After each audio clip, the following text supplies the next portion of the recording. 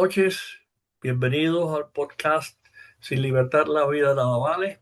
Yo soy Diego Trinidad y esta noche vamos a continuar la tercera parte de la presentación sobre la Constitución de Estados Unidos. Eh, Como ustedes saben ya, hemos estado 2 semanas fuera del aire por una serie de problemas técnicos, pero ahora, en primer lugar, me parece que van a haber una diferencia considerable en la calidad del programa. Tenemos equipos nuevos, todo, lámparas, luces, micrófonos, de todo. Así que espero que haya valido la pena la ausencia. Y puede ser que este programa sea un poco más corto porque hemos tenido que invertir unos cuantos minutos en hacer los cambios necesarios. Pero bueno, vamos a tratar de volver a Filadelfia al verano de 1787, a la convención. La habíamos dejado cuando se habían puesto de acuerdo en lo que se le llamó el Gran Compromiso, en darle la representación a la Cámara de Representantes por población y al Senado por estados. Eh, Algo que no se mencionó en la última transmisión, el que propuso el que se llamó el Plan de New Jersey, porque el delegado era William Patterson de New Jersey. Eso fue lo que se le opuso a la presentación inicial de Madison, que contemplaba representación por población tanto en el Senado como en la Cámara. Terminaron después de la trabajón de más de un mes, lograron hacer ese acuerdo y eh, les, eh, les recuerdo también que los estados grandes tuvieron que aceptar que los esclavos fueran incluidos en la población de los estados del sur y que contaran 3/5 partes por habitante. Por otro lado, los estados grandes consiguieron que para imponer impuestos sobre exportaciones que el sur no quería que existieran, se podía aprobar nada más que por mayoría de votos. Ese fue el gran compromiso. Y ahí prosiguieron a la presidencia, que eso trajo también como otro mes más de desacuerdos continuos, porque todos los delegados le tenían un gran temor al Poder Ejecutivo, porque lo identificaban con lo que había pasado con el rey, con el Parlamento británico, porque por eso había empezado la guerra. Y le tenían una gran desconfianza a darle mucho poder al Ejecutivo, porque pensaban que iban a usar de ese poder, como todos los ejecutivos lo hacen a través de la historia, y lo siguen haciendo, desgraciadamente. Entonces, al principio, por un buen tiempo, lo que se aceptó, pero sin tener mayoría suficiente para adoptarlo, fue que el término presidencial iba a ser uno solo por 7 años y que el presidente iba a tener el veto. Y eso también trajo otra serie de largas discusiones. Pues unos querían que el veto se sobrepasara por el Congreso por 3/4 partes, 2/3 partes, la mayoría de votos. Y eso ahí dándole vueltas para adelante y para atrás, no se ponían de acuerdo. Y como ya yo les he dicho muchas veces, lo que hacían era que cuando se trababan, seguían para otras cosas. Eh, Al final, y casi al final, se aceptó la 2 términos de presidencia de 4 años cada uno y el veto eh, por 2/3 partes del Congreso les sobrepasaban el veto del presidente. El presidente pues, fue, bueno, en la sección que eventualmente cubre, la segunda sección que cubre el Poder Ejecutivo, pues ahí también se le puso al presidente de salario, se consideró la manera de quitarlo, que es el impeachment, que pues se traduce usualmente en un enjuiciamiento y hubo varios crímenes que se consideraron, pero al final fue traición y lo que ha traído tantas controversias, sobre todo durante el proceso que le hicieron a Bill Clinton, eh, high crimes and misdemeanors. Eh, Eso nunca se definió, es cuestión de interpretación. Pero durante la discusión del más de mes sobre la presidencia, pues se consideraron muchos crímenes específicamente. Después terminaron así de esa manera. Y lo último que se consideró en la convención fue el poder eh, judicial. Es la sección más corta de las tres primeras secciones de la Constitución y sencillamente se le autoriza al Congreso a que cree una Corte Suprema y las demás cortes inferiores que crean necesarias. Pero específicamente la Constitución nada más que menciona una Corte Suprema. El Congreso, durante el primer Congreso después de la primera elección, que es muy interesante, yo tengo un libro sobre eso, una página extraordinariamente interesante, porque ahí fue como empezó a funcionar el gobierno. Esta gente redactaron la Constitución y después a rezar. Nadie sabía lo que iba a pasar. Bueno, primero vino el proceso de la ratificación, que ahora vamos a él. Pero todo esto era teoría pura. Hasta que el gobierno no empezó a funcionar, pues ahí durante el primer Congreso se pasaron una serie de leyes, incluyendo lo más importante de todo fue pasar la Declaración de Derechos, los primeros 10 derechos de la Constitución, el Bill de Derechos, que eso trajo también gran controversia al final, porque extraordinariamente la mayoría de los delegados, empezando por Madison, no consideraron nunca, durante la convención por lo menos, no consideraron que era necesario incluir una declaración de derechos, porque todos los estados, todos los tres estados las tenían.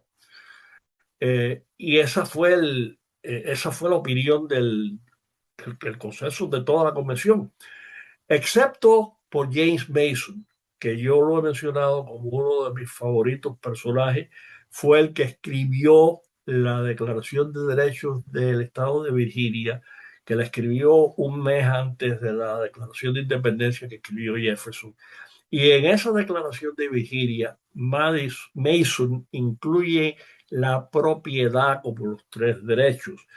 Jefferson cambió de la propiedad a The Pursuit of Happiness, eh, la búsqueda de la felicidad, que yo me pasé bastante tiempo hablando de eso, que a mí personalmente no me gusta, pero bueno, luce más bonito.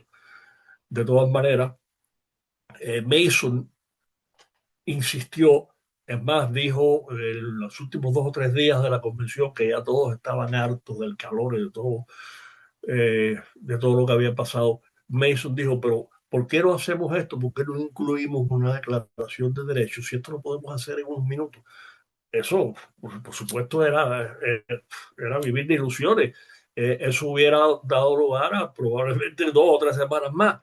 Pero de todas maneras, durante el proceso de ratificación, que vamos a hablar de eso prontamente, durante el proceso de ratificación, varios estados insistieron que la única manera que ellos iban a aprobar la Constitución era si se adoptaba una declaración de derechos inmediatamente durante el primer Congreso.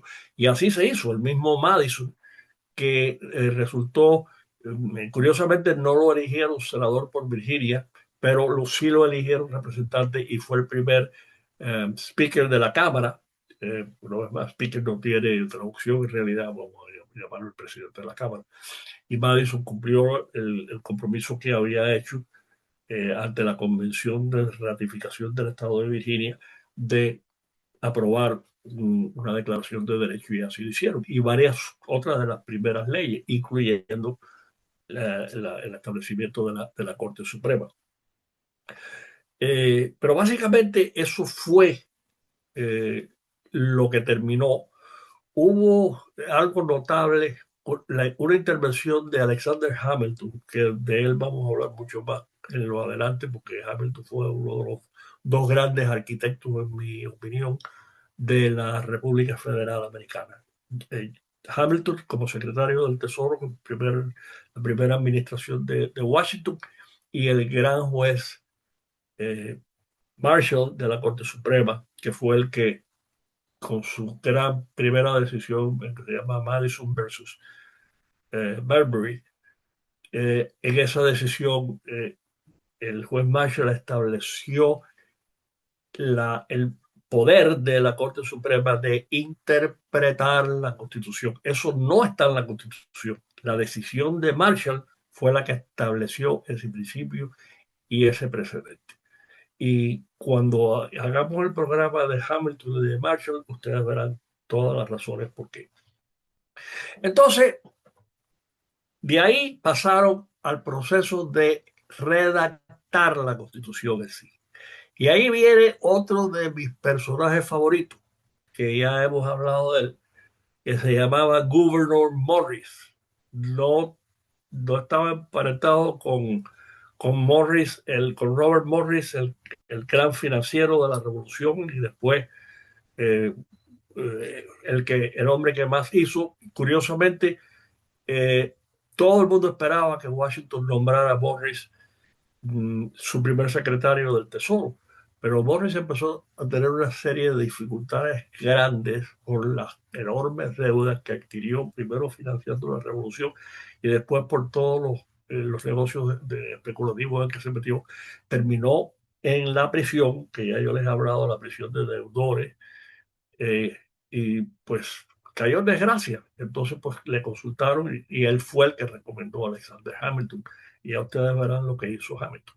Él y Marshall fueron los arquitectos. Pero entonces hicieron otra vez un comité de 5. Pero como hicieron con la Declaración de Independencia con Jefferson, los otros 4 decidieron que Gouverneur Morris era el mejor escritor y le dieron la tarea de Gouverneur Morris. Entonces, Gouverneur Morris fue el que redactó la Constitución que sí, la escribió de punta a cabo, de principio a final. Hizo además lo más importante de todo, el preámbulo de la Constitución americana. Una vez más, es casi tan importante como la Constitución en sí. ¿Por qué? Porque el preámbulo de la Constitución americana, se lo voy a tener que leer, porque quiero eh, tener la seguridad de que todo eh, quede bien entendido. El preámbulo de la Constitución establece el propósito del gobierno. Eso fue único en la Constitución americana y muchos de ustedes saben por malas experiencias, en realidad, por lo que pasó en casi todos los países hispanoamericanos, incluyendo Cuba, con la célebre Constitución del 40, que para mí es una cosa, es una monstruosidad, porque no sirve, no hay razón ni motivo para que una Constitución tenga 200 páginas. Entonces, los propósitos del gobierno que Morris escribió, eso no se acordó nadie, eso lo escribió él solo. Y él fue tan bueno que todos los demás lo aceptaron. Entonces dice, nosotros, el pueblo de Estados Unidos, único, se le da la soberanía al pueblo, no al gobierno, al pueblo, ni a los estados, que es lo que muchos querían y que es lo que decían los artículos de confederación. Entonces, el preámbulo sigue. Nosotros, el pueblo de Estados Unidos, para formar una más perfecta unión, una unión más perfecta, para establecer la justicia, para asegurar la tranquilidad doméstica, proveer para la defensa común, promover el bienestar general y asegurar las bendiciones de la libertad para nosotros y para nuestra prosperidad, ordenamos y establecemos esta Constitución para los Estados Unidos de América. Ese preámbulo lo escribió Gouverneur Morris y además compactó la Constitución en 7 artículos, la acortó mucho más, la hizo más manejable, pues, hizo algo más todavía, pero ahí lo agarraron. Le trató de cambiar una coma a un punto y coma en uno de los primeros artículos para darle más poderes al Congreso. Pero 2 o 3 delegados se dieron cuenta y le dijeron, no, no, eso está incluido. Si tú le pones el punto y coma, le agregas más poderes. Y así lo hizo, porque era un tipo extraordinariamente pintoresco. Ya yo he hablado que había perdido la pierna, un hombre que fue muy mujeriego, pero era maravilloso. Fue el segundo que más habló en la convención después de Madison, y él fue el redactor de la Constitución, y especialmente él escribió él solito ese preámbulo que es tan maravilloso porque cubre los propósitos del gobierno. Esos 5 o 6 cosas que Morris incluyó en el preámbulo es lo que un gobierno tiene y debe hacer. No más y no menos, pero no más. Entonces, pues eso fue lo que se acordó, se le dieron a los impresores que imprimieron las copias en pergamino, y en realidad la Constitución se aprobó el 2 de julio, pero hasta el 4 de julio no estuvieron listos los pergaminos que iban a firmar. Y por eso es que el 4 de julio es el día que se escogió como el día de la declaración perdón, de la adopción de la Constitución. Eh, no, perdón, eso fue la declaración de independencia del 4 de julio de la Constitución. Se terminó en agosto. Hay una anécdota entonces muy famosa al final ya, cuando están saliendo. Por mucho tiempo se le, se le atribuyó a una señora, pero no fue una señora, fue una mujer con nombre y apellido que era una de las principales anfitrionas sociales de Filadelfia y muy amiga de Washington. Washington comió en la casa de su familia varias veces, una mujer relativamente joven. Pero bueno, eh, Elizabeth Walcott, creo que se llamaba, cuando Franklin salía del salón de convenciones, ella le pregunta, doctor Franklin, ¿qué nos han dado? ¿Una monarquía o una república? Y Franklin famosamente le contestó, hay a través de muchos años ha habido una controversia sobre si esto sucedió o no, pero aparentemente sí hay evidencia de que sí sucedió y fue esta misma señora. Y entonces Franklin le contestó, una república, señora, sí la pueden mantener, if you can keep. Y cuando toda esa gente firmaron la constitución, hubieron 3 delegados que no la firmaron. Mason, que ya lo mencioné, Elbridge Gerry de Massachusetts, que estuvo opuesto completamente porque él no quería una constitución que creara un gobierno más centralizado con más poder. Él quería simplemente quedarse con los artículos de confederación. Y curiosamente,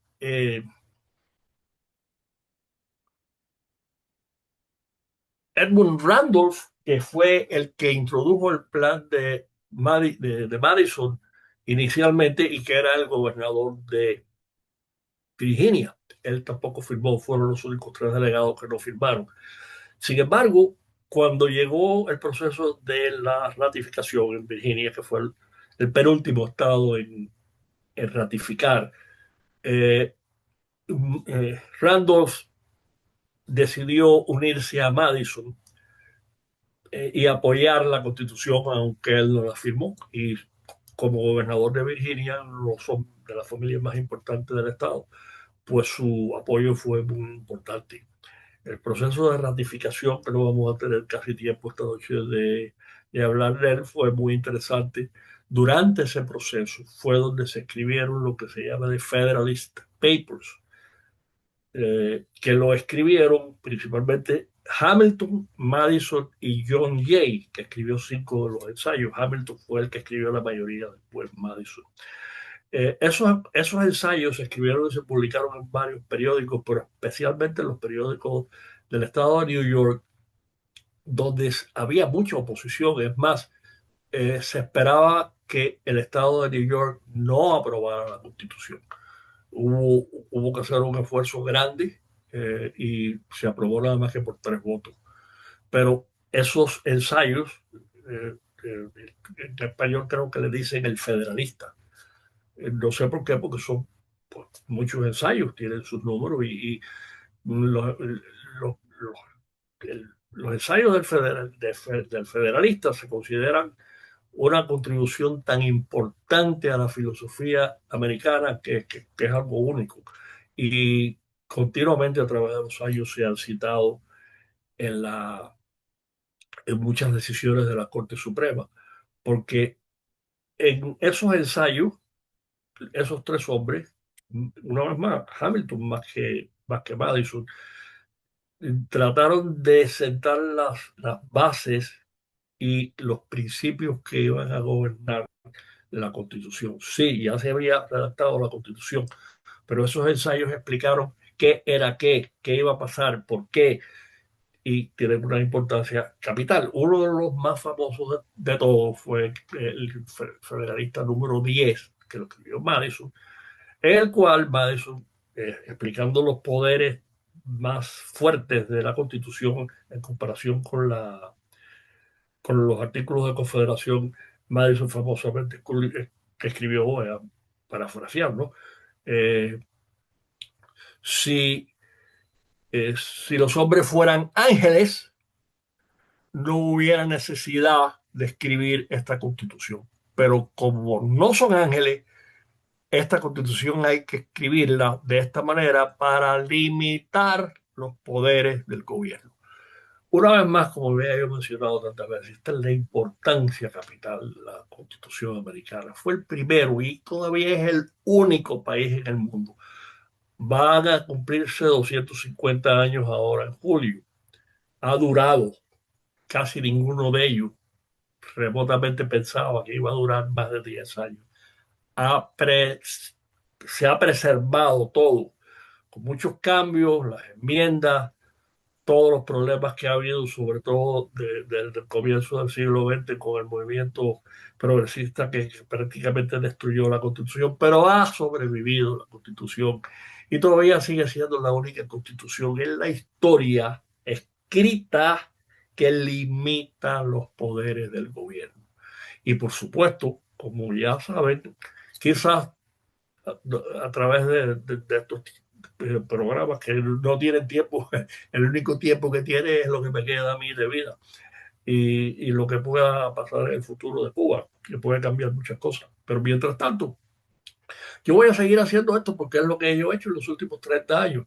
Cuando podía, escribía. Desde que este medio, afortunadamente, mi buen amigo Enrique Sinosa me lo recomendó y mi buen y gran amigo y mentor Gustavo Rodríguez me enseñó a hacer esto y todavía me sigue ayudando porque él es el que edita los programas. Eh, pues yo lo pienso seguir haciendo y mientras haya audiencia que les guste, y a mí me parece que quizás los programas sobre historia pues gustan más porque como quiera que sea, pues mucha gente no sabe la historia de Estados Unidos y esa siempre fue mi intención cuando mi amigo José Berea y yo no, formamos de hecho el Instituto 1776 con el propósito de enseñar a los jóvenes hispanoamericanos sobre la libertad y sobre la Constitución americana, el gobierno americano, etcétera. Así que nos estamos acercando al final de este programa. Yo quisiera hacer un cuarto programa para incorporar a la Constitución ya trabajando en la primera administración de Washington y todo lo que pasó ahí, porque ahí fue donde la teoría se puso en práctica. Y una vez más, es muy interesante porque estaban trabajando sobre la marcha y lo que hicieron fue maravilloso. Hay un gran libro que lo pondré en pantalla. Ahora tenemos la facilidad de hacerlo y de poner y hacer muchas cosas nuevas que van a ver. Entonces, por ahí hay un gran libro, uno de los primeros grandes libros de la Constitución, reciente, porque hay muchos antiguos de hace 50, 80 años, que era el favorito de mi buen amigo Armando Rivas, que se llama The Miracle of Philadelphia, el milagro de Filadelfia. Es muy bueno, es una gran narrativa, pero yo siempre insistía con Armando que se leyera, porque yo tengo como 20 libros más de la Constitución y de, y de la Declaración de Independencia. Pero no, Armando, para Armando siempre fue suficiente ese libro de Miracle of Philadelphia y verdaderamente que fue un milagro lo que lograron con Filadelfia. Así que con esto vamos a terminar. El próximo jueves, como ya estamos otra vez en forma, vamos a hablar de política otra vez y vamos a dedicarle casi todo el programa a la guerra de Irán, a todo lo que ha pasado y lo que sigue pasando, porque pues a principios de esta semana el presidente ha dado un plazo que puede cambiar muchas cosas. Así que una vez más, muchas gracias, me alegro de estar con ustedes de nuevo después de 2 semanas de ausencia. Les recuerdo que por favor le hablen a todos del podcast Sin Libertad, la vida nada vale y me despido de ustedes por esta noche. Buenas noches.